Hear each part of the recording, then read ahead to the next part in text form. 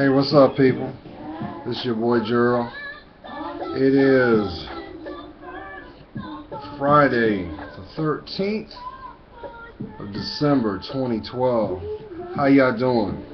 I hope that your week was very positive, very enlightening, and I hope you guys have definitely been navigating for your Christmas shopping. I know, the little ones, the little ones have, they probably got a list, and I know that you want to make sure that they get what they deserve, and that's what Christmas is really about. It's about giving. But you know what? I just got off work, and as I always do, I find myself in thought. And it's always good to seek clarity in your steps. Sometimes you gotta excuse the hair because I have my skull cap on today. I work out there, messing with airplanes and stuff. I support the military, so we do what we do. But the one thing that hit me as I was leaving, I was wondering, what is the most important thing you can give a person for the holidays? And the one thing that kept resonating in my spirit was time. That is a commodity that we as human beings, we squander a lot because we think that we are the masters of time. Well, we're not. Yes, you can turn around and budget your time and manipulate your time that you can multitask, but when it's gone, you can't get it back. So with that being said, take this holiday season and give time to those that deserve it. Acknowledge them, even if it means being the bigger person. Pick the phone up and just say hello. You'll be surprised how that will brighten someone's spirit that may be going through something or would just love to hear your voice. Now, as I've echoed through all my videos, you got to take the ego and the pride out of your walk. And another thing that we have to learn to really conquer is not having a position of judgment. I know you're probably saying, nah, I ain't doing that. This person wronged me. And you may be valid in your observation. But think of it this way. Who will really lose out in the end? It's the person that wronged you. Because what you may not never know is, in the back of their mind, they're processing the factor of they will never see you again or have the connection that they had with you because it's forever changed. And that can be very, very painful, especially if that connection was very sacred. Now, you probably wonder, Joe, where are you going with this? Okay. See, with time, as you already know, you've probably heard of situations where, like they say, it was good yesterday and they're gone tomorrow. And what happens is you don't get to say the things that you really would want to say because they're not here.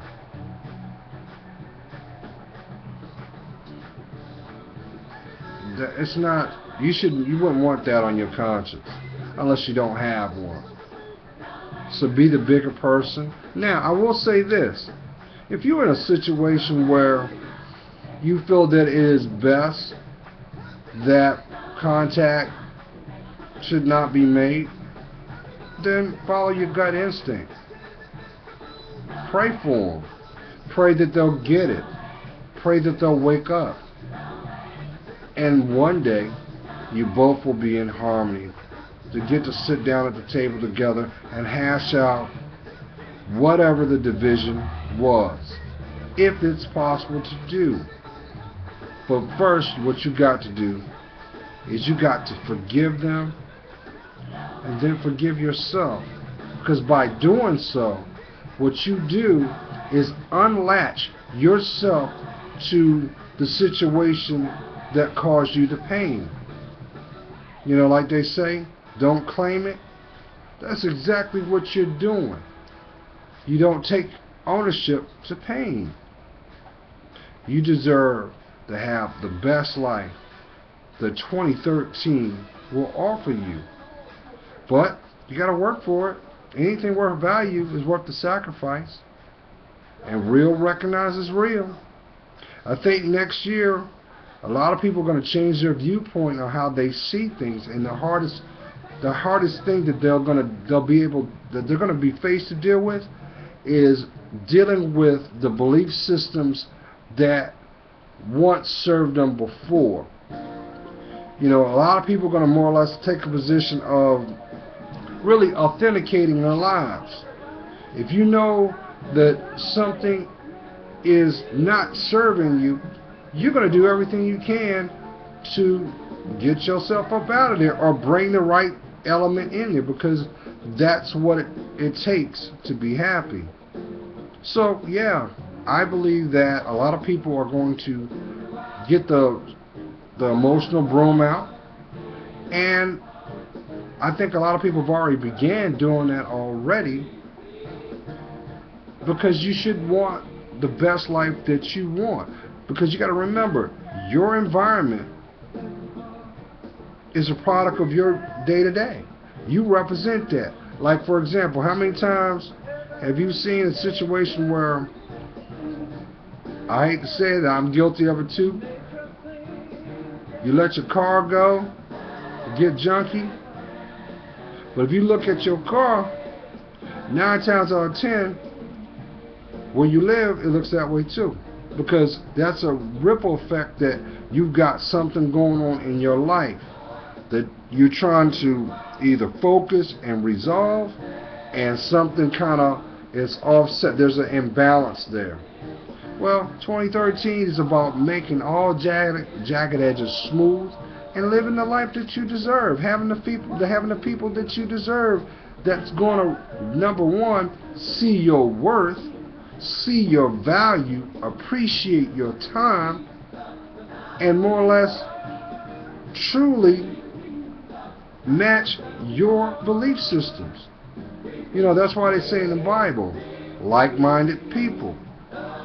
2 people walking together, what is it? I'm sorry.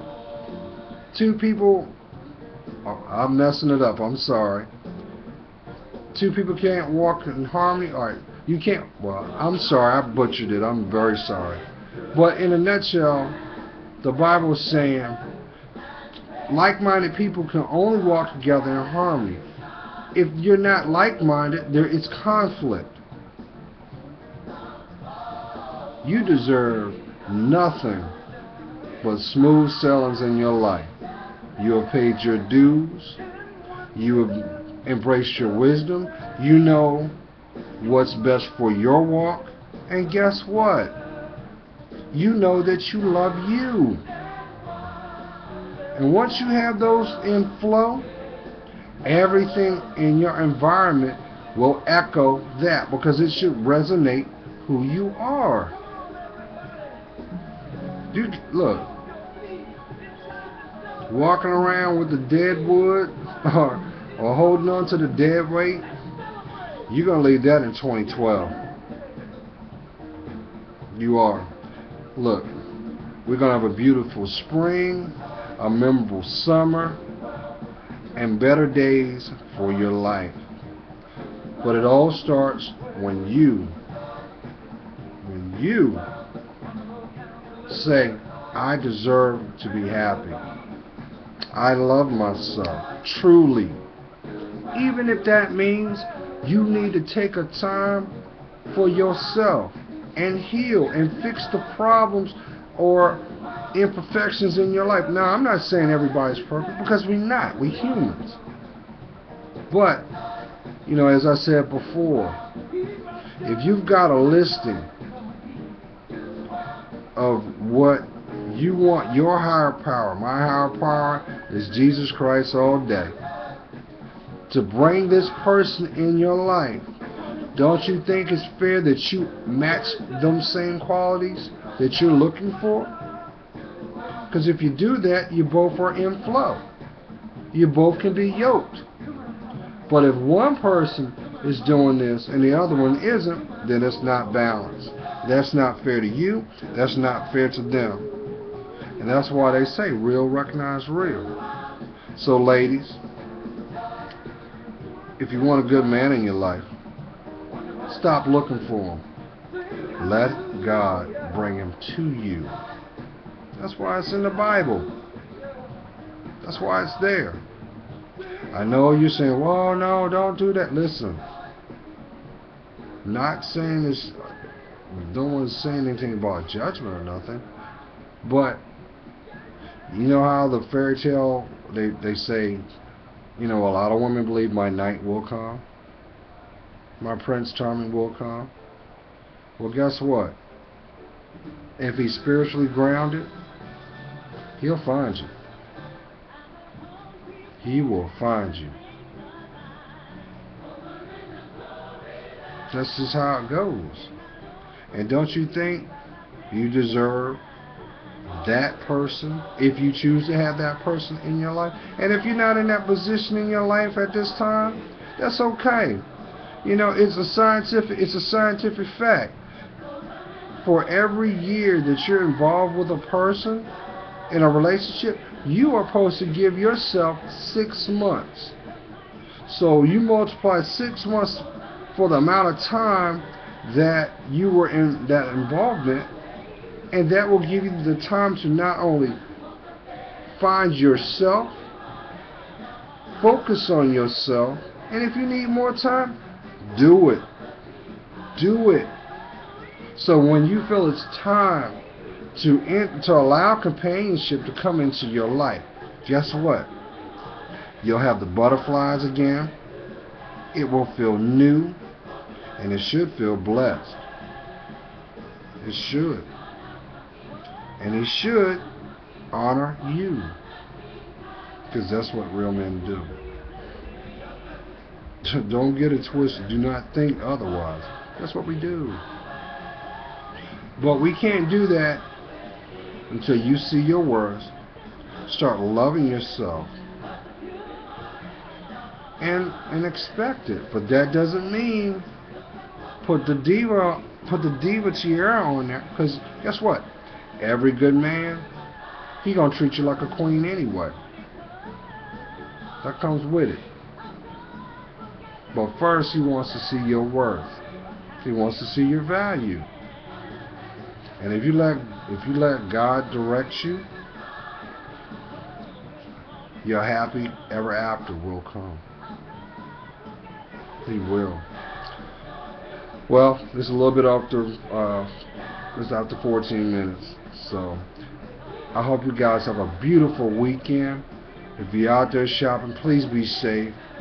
Some people don't like to watch where they're going, and we don't need no hood ornaments, do we?